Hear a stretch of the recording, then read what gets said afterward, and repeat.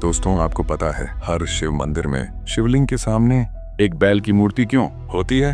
लोग उस बैल के कान में अपनी मनोकामना फुसफुसाते हैं। और ये बैल कोई आम नहीं बल्कि है भगवान शिव का सबसे बड़ा भक्त नंदी। क्या जानते हैं नंदी की इतनी खास क्यों है? आज हम खोलेंगे नंदी अवतार का पूरा राज। बहुत पहले एक ऋषि हुआ करते थे, नाम था शिलाद। वो भगवान शिव के परम भक्त थे और अपना जीवन धर्म और तपस्या में बिताते। लेकिन उनकी एक बड़ी पीड़ा थी, उन्हें संतान नहीं हुई। सोचिए, जीवन भर तपस्या करने वाला आर्षि, पर अंत में उसकी पीड़ा यह कि उसका वंश नहीं बढ़ेगा। क्या आप खुद को उनकी जगह रख सकते हैं? और बड़ी बात, शिलाद ने ब्रह्मचर्य की कसम खाई हुई थी, यानी उन्हें पारंपरिक रूप से संतान नहीं हो सकती थी। उनकी ये समस्या इतनी बड़ी थी कि पता नहीं क्या करना चाहिए। शिलाद ने सोचा, शिव ही वह हैं जो असंभव को संभव कर सकते हैं। इस वजह से उन्होंने अपनी पूरी ताकत से भगवान शिव की घोर तपस्या शुरू की। ये कोई साधारण तपस्या नहीं थी।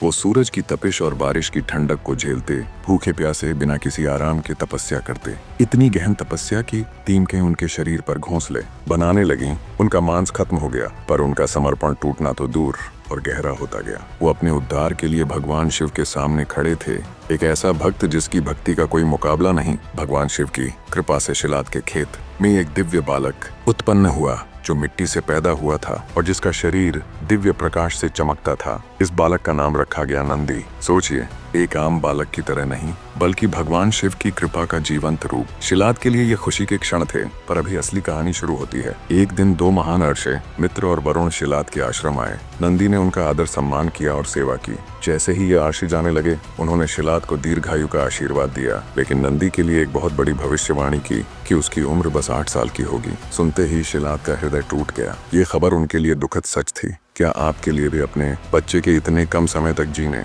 की बात सुनना मुश्किल नहीं होगा? यहाँ से कहानी पलट जाती है। जब नंदी को यह पता चला तो वह नहीं डरा, बल्कि उसने कहा, पिताजी चिंता मत करो, मैंने भगवान शिव की कृपा से जन्म लिया है और मैं उनकी तपस्या करूंगा। मेरा विश्वास है कि वे मुझे बचाएंगे।